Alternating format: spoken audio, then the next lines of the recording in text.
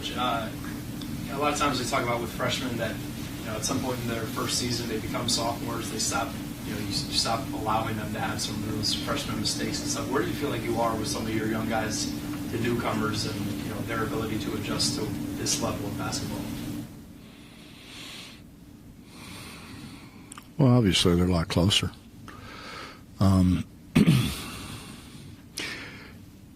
It's just, and I said this in the beginning of the year, we can be good. Our margin for error is not real big. And so we can't take plays off. We can't not run back down the floor. We can't, do just things that we can control. There's going to be some things we can't control. But the things we can control, we have to be able to control. We're getting closer. I mean, we're not there. We're not close to being there yet, but we are getting closer.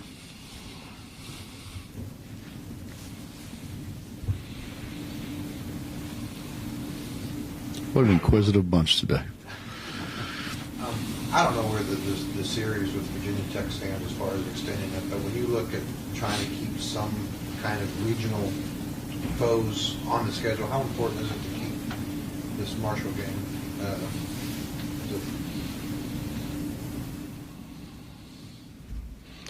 I don't know. I thought it was important, Virginia Tech, because when I was here, Virginia Tech was our rival. I think they were every bit as much or more a rival than Pitt was. And then losing Pitt, I think we needed a rival. It's I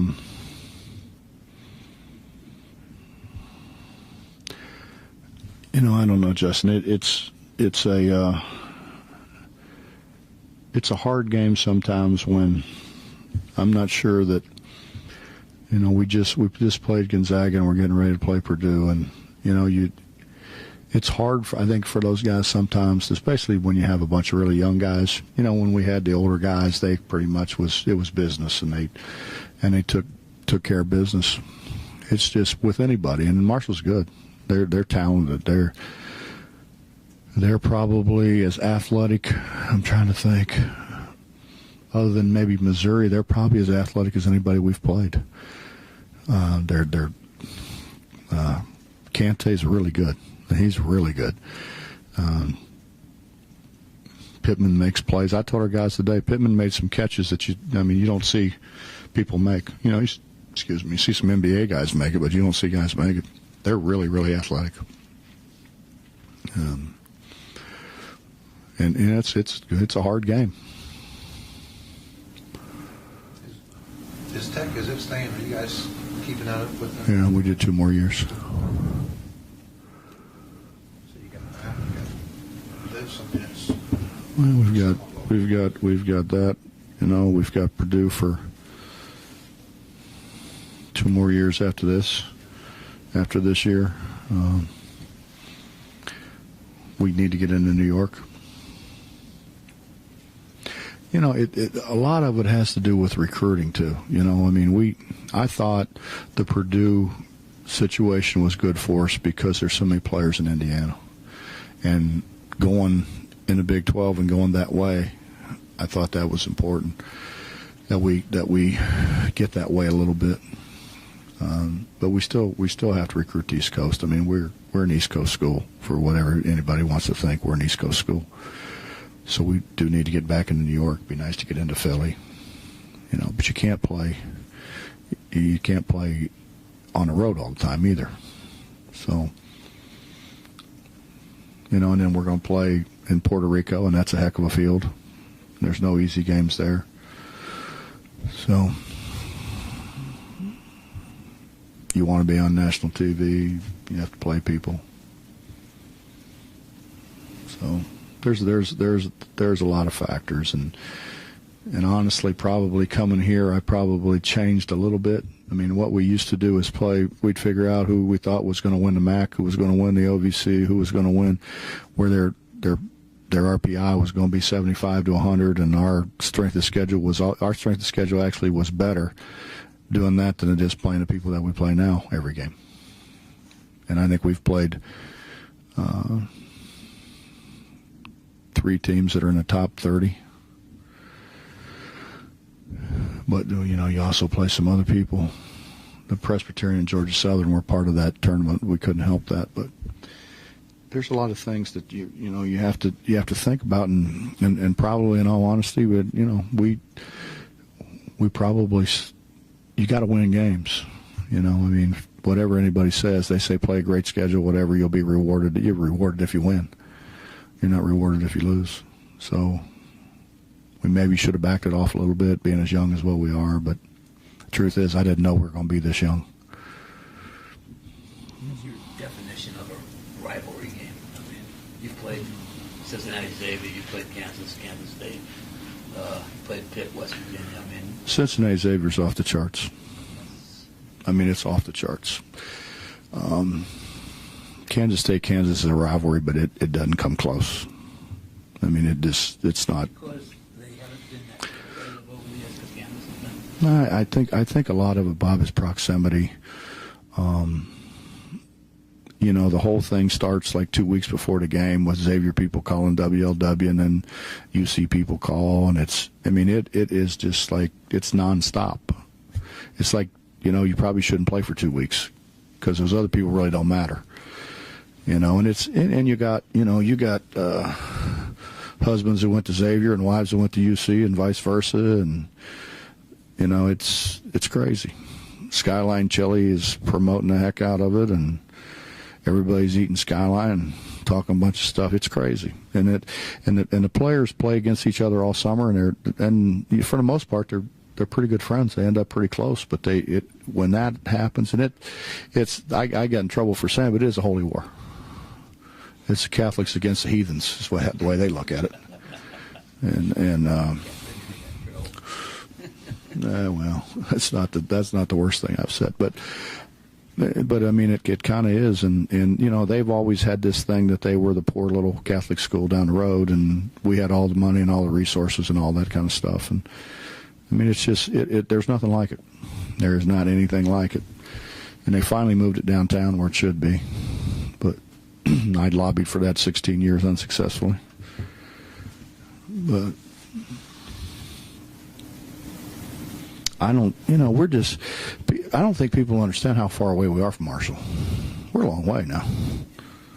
That's not. In a lot of ways. Yeah, we are. I mean, a lot of ways. You're right. But the distance thing is, we're a long way. Well, you're getting to Charleston than it is Columbia. Not really. Getting a plane's easy. We got to drive to Charleston.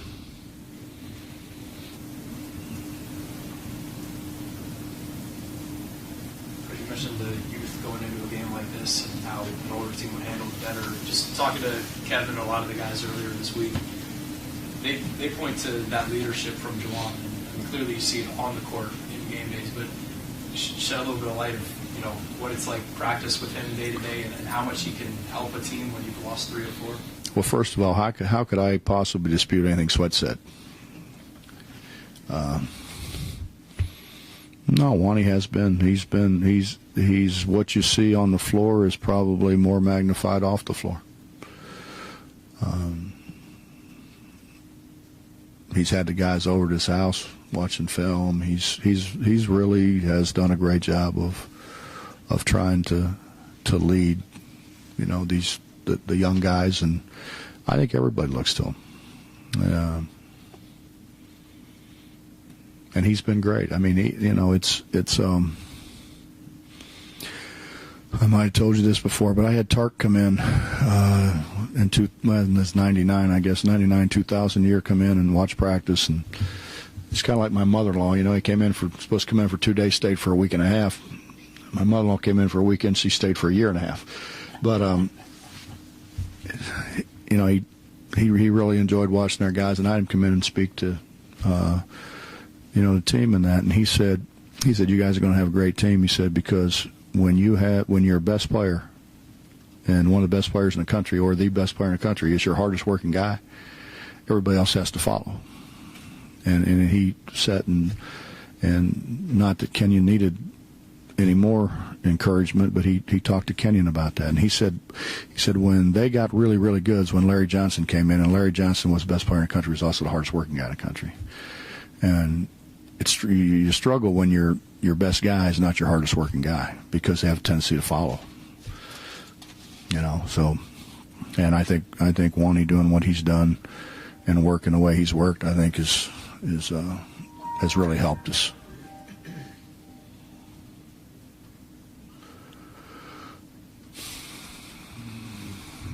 With Skeeter, he probably had a comment for you. I probably should have put it up to. Talk about New York, East Coast, Philadelphia.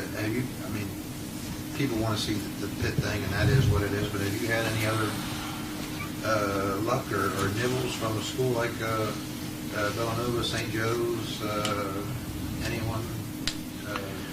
I've talked to Jay.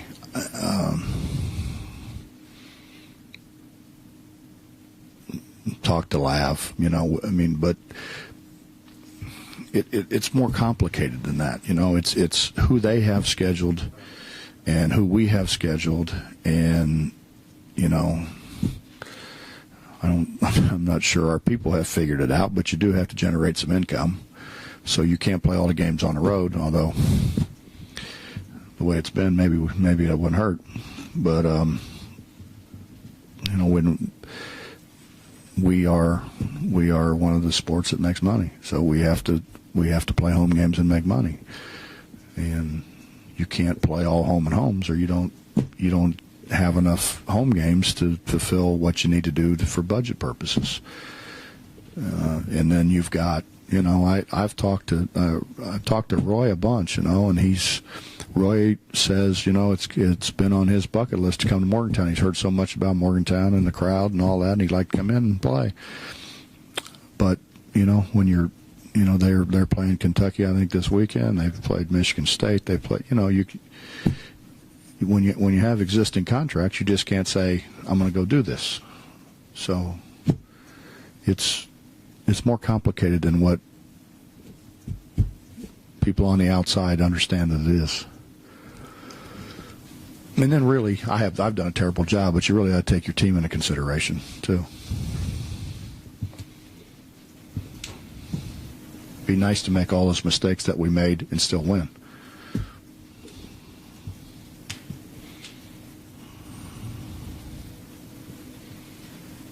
You guys have done a really good job in recent years of arranging non-conference, some of those predictions that you were talking about might win the back of the WC.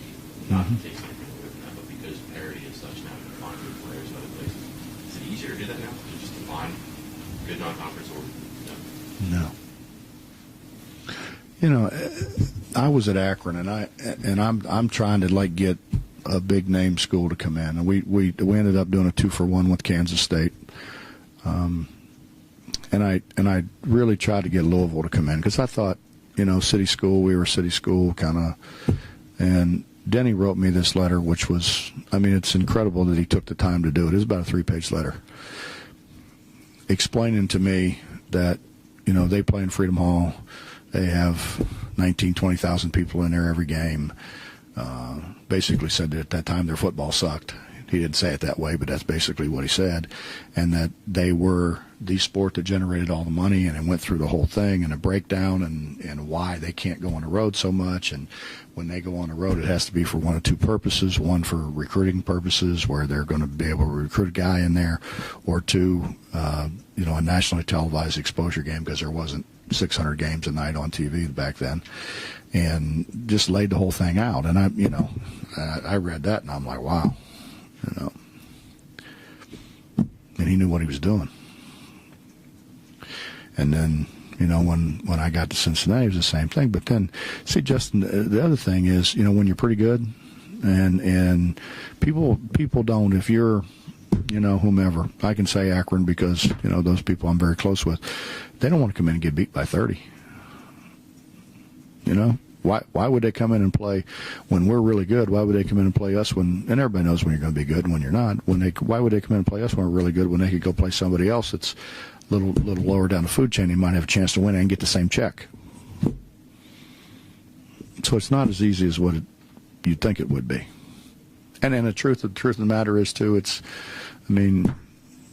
I love the place, and you know that, but this isn't really a destination point.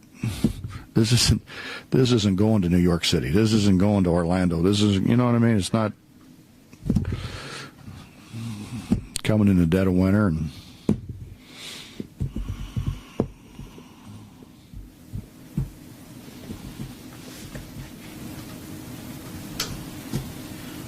your lineup. Did I answer your question? I was actually going to say the other side of that is, don't those other teams want more now because they have greater footing? Don't they want more what, money? Kind of like what you said about it. Akron come here when they go somewhere else, maybe wouldn't get the same chance. It seems like because maybe they are better, or more of those mid-major teams think they are better. They seem like they have more options and more to choose here. Sure. Sure. I mean, honestly, you got schools that will say, yeah, I'll play you. Yeah, I'll play you. I'll play you. And they'll have 4 contracts sitting there on the desk, and they take the best one. Why wouldn't they? See, it used to be that, like schools like this, we kind of controlled the whole deal. We don't control the deal now. They do, because they're best to have games. I had a very famous coach who was a lot into doing treacherous things all the time, and he called me when I was Akron and said, we want to play home and home, but you have to play here first, and it's going to be a national televised game and all this and that. And I'm like, come again? So I said, let me get back with you. And I call some people and say, hey, he does it all the time. Then he'll just cancel the second game. If you do it, put a big buyout in there. Put a buyout in it if it's not a nationally televised game. And so I called him back. I said, okay, here's what I need. I need a contract that states if this is not a nationally televised game, we're not coming. And if you don't come back to our place, it's going to cost you X amount of money. He said, oh, that's ridiculous. We're who we are, and you're at Akron. Mm-hmm. How does any game get scheduled? Honestly, it's a lot about relationships. I think it's a lot about relationships. It's a lot about Jerry Wainwright used to when he was at Wilmington and that when he was at Richmond, wanted to come and play us because he said, you keep telling kids about physicality and I wanted them to see it and experience it, and it would help us grow. So I think there are guys with that say, we want to go to this program because this is kind of what we want to be at our level, and they have to see what it is. So it's a lot of it's about relationships. A lot of it's TV. Programs out there, I'm thinking of, mid-majors or whatever. We'll play, and I'm thinking like a Long Beach State, they go out and play a lot of people. How many programs are there like that? 20, 30? Well, I don't know if I ought to tell you this, but because it may come back to bite me, but we have over the years played a lot of very good mid-major teams because I have been able to get it on national television. And to be able to do that, you have to also give in to some things for television. It's a give and take deal. So we did. I called them about doing a midnight game. Let's do a midnight game. Why did it all have to be West Coast? And we'll have pajama night, and we'll have 13-176 in the building, and it'll be great. And we were able to get some really good mid-majors because they would come in to this. And it was, it's obviously the only game is midnight, but it's the only, and honestly, people in Cincinnati did a great job giving their tickets to their grandkids or kids or whatever because they weren't staying up, and we promoted pajama night, and they come in, they had pajamas on, they were, and 13-176, unbelievable crowd, and they liked it because the crowd was terrific. Of course, Oscar's there, and the whole deal, and so they schedule the games for you. And that's really the way you got to do it. I mean, you got to say, if it's a really good mid-major like Akron would come here if it is a kind of becomes a. Used to be you could get people on Friday night because there weren't a lot of games on Friday night, so we used to do the Friday night thing, and be able to bring in good mid-majors. But honestly, it's so oversaturated, so saturated now. They're on TV already. You flip through the thing, they're on TV now. They don't need us to do it. But how do really good non-conference games? TV does it. We're at the mercy of TV. You have to find somebody to give your tickets to now that you're older. Will I? My wife does it. Will I when I'm no, I'm gonna be here. If we get suites. When you start scheduling midnight games here, you're gonna have to find somebody. No, I'll be okay. The adrenaline thing gets me going, but I won't come to late games if we don't get suites. We need suites. I'm watching Marshall. Marshall has suites. We don't have suites. We want to make it a great fan experience. We have two heads and a trough in a restroom.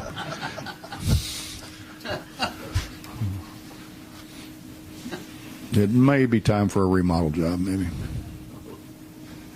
Anything in the works? Have you been in there? In The restrooms up there, those troughs. Oh, yeah. Well, you should go and experience that. You know, it's like them jokes. You know, there's the two of you there. You know, you're kind of trying to turn sideways a little bit.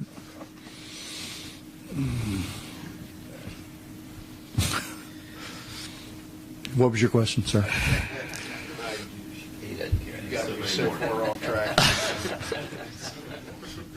You were talking about the fact that you have young guys and that maybe they don't understand the way the Marshall game goes. But that, I'm thinking you really only got two guys this year, don't you, that don't understand it. I think Adrian probably does. I don't think he Remy and does. Devin I don't think he probably does. Nate thinks it's like Morgantown High, University High.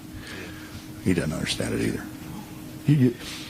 How much of a concern is that? I mean, almost every year. I'm going to go back to Cincinnati Xavier just for a second. I had to have former guys come in and talk to my guys because, like when Eric played, my three starters were from California. They never heard of Xavier. They didn't know who they were. They're from, and everybody's like, "Oh, this is a big game." That's just those little guys across town. And then all of a sudden you experience it, and it's like, wow, this is the real deal. And I don't think if you haven't played, in the first of all, they referee like it is Cincinnati Xavier, and it's not.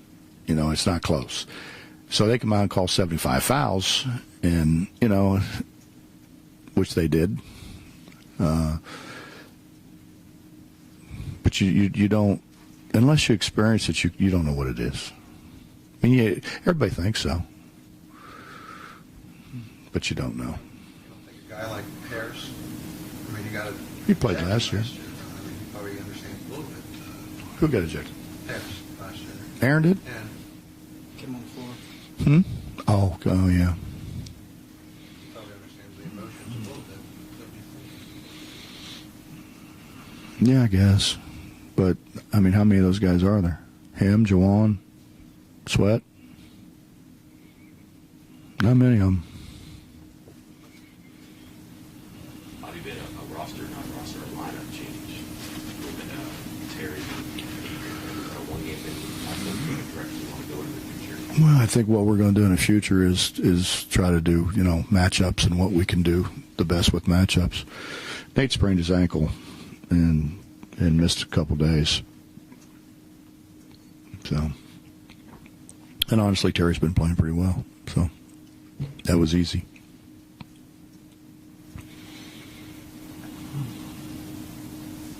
Anything else? Thanks, Coach. Mm-hmm.